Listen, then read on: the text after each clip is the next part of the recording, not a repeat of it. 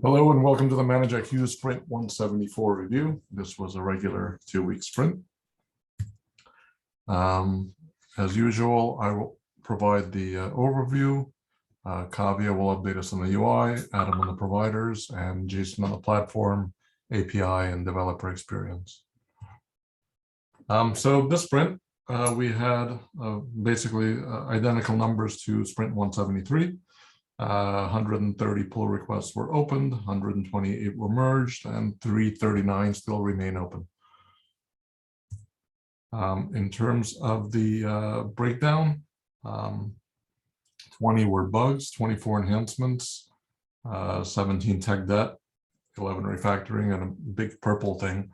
I'm assuming that was some multi-repository cleanup or blaster router. And I think that's it on the overview. With that, over to Kavya. Thanks, Oleg. Good afternoon, everyone. This week, total 19 PRs got merged across UI repos, 8 bugs, 4 enhancements, and so on. Next slide, please. This is a bug when VMs open from provider summary page. We are also providing an option to rename the VM, and that functionality is giving an error. After the discussion, we decided that we don't need to provide every action for VM when opened from provider. So instead, we can go to VM's page to rename the VM. Melody removed that functionality. Deleted rename VM option in the menu when we open from summary page. That's all. Next slide, please. In retirement form, we only have like date picker component. There is no way to select a specific time for the retirement. So Gilbert added that time picker component in the form. This is a bug when we have more than 3 custom toolbar button groups. We have to hide remaining in an overflow or kebab menu. When we moved toolbar component from React UI components last year, somehow we missed this and the customer noticed it and raised a bug. So in the screenshot, I have only 3 button groups, yet I have overflow menu because I changed custom button group count to 1. Default is 3, but we can customize it in the settings for the limit, and anything over the limit, it will be displayed in overflow menu, like second screenshot. Next slide, please. If you have to remove retirement date for multiple VMs at a time, usually we have to select a blank date and it should remove date, but it is throwing an error for multiple VMs. Gilbert fixed that issue here. Next slide, please. This is an enhancement. We removed following SAS to be gems, such as like Patternfly SAS and Font Fabulous. We already have all of that CSS in Node module, so we're using that by moving all of our assets such style sheets to Webpack side. This enhancement also helps in downsizing footprint of the image. Next one. AutoSD team contributed this enhancement. They added a view to see host initiator groups. Next one. Nick deleted database backup related views from UI. Both screenshots are before PR. He completely removed option from the drop down and also backup section from the second screenshot. I think that's all from UI. With that, over to Adam. Thanks, Kavya. For providers this sprint, Nasser added an error notification if resizing a VM fails. There are a number of possible causes for this, and this makes it easier for the user to be able to tell what went wrong when they initiated the resize VM operation.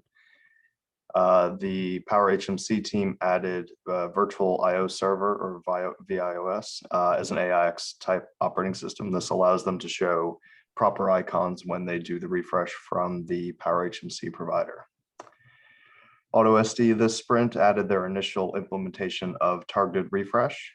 They added the targeted collection and are still collecting everything of a particular type for a target as a first step. And then later on in following sprints, they'll add targeting individual items. Next slide. So Nasser also added the resize VM operation for the VPC cloud provider. This changes the underlying instance type for the VM, which is a nice enhancement. He also added collection of VPN gateways to the VPC network manager. The HMC team is now collecting virtual Ethernet cards for VMs. And on the OpenStack side, Kuldeep added a refactoring PR to the OpenStack parser, which makes it easier to subclass the OpenStack parser and parse additional properties of VMs. This is going to be used in the future by the PowerVC provider to be able to save additional attributes that the PowerVC API returns that the OpenStack one doesn't. And then I added a change to validate the ceilometer endpoint when you're verifying credentials. Previously, this was being, back one. Previously, we're assuming that if the main compute credentials were valid, that the ceilometer service was going to be up and running and working, which isn't necessarily always true for all of the flavors of OpenStack. And so added this to be able to verify that ceilometer is working. That way you don't just get an event catcher running and spitting out errors to the logs constantly. Now it's it for providers. Over to Jason. Thanks, Adam. Brandon has been working toward getting SSL working between our pods. So the first three enhancements here, adding volume mounts for HTTPD configuration and using the certificates for Memcached and HTTP are work toward that effort.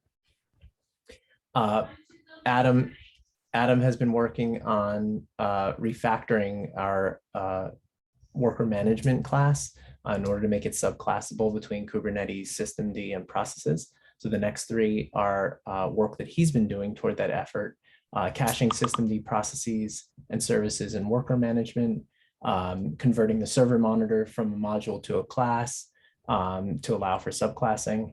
And when he went through that effort, he found that kubemonitor threads were running on multiple MIQ servers, which isn't necessarily a bug, but it's very inefficient. So he restricted it to only the master MIQ server to cut down on some of that overhead.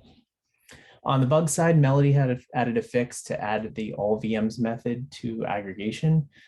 This was showing up as a bug in the UI, and it was removed as part of a refactoring a long time ago and somehow was never found.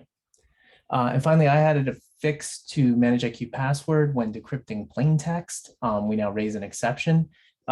This was always supposed to happen, but there were never any tests for it. And in the old manage IQ password, V0 keys looked like plain text, but now we don't support V0 keys anymore, so they should raise an exception. Next slide, please. On the technical debt side, we had a lot of removal this sprint. Joe deleted V2V, also known as the migration feature. The team that was working on this hasn't worked on it in a long time, and it creates a lot of maintenance headaches for us, and the usage is very limited at the moment. So we've deleted the model settings product features. The plugin still exists, but it won't work if brought in manually. If we were to do it again, we'd probably clean it up and do it a little differently anyway. Nick Lamoro removed the database backup features. You saw the UI side and Clavius slides. The rest of it was removed in this PR and a number of others. Database backups we had through the UI, but they can't work through Codified because we don't have access to the database in the same way. Considering it's a lower level operation, you can now do database backups through the appliance console.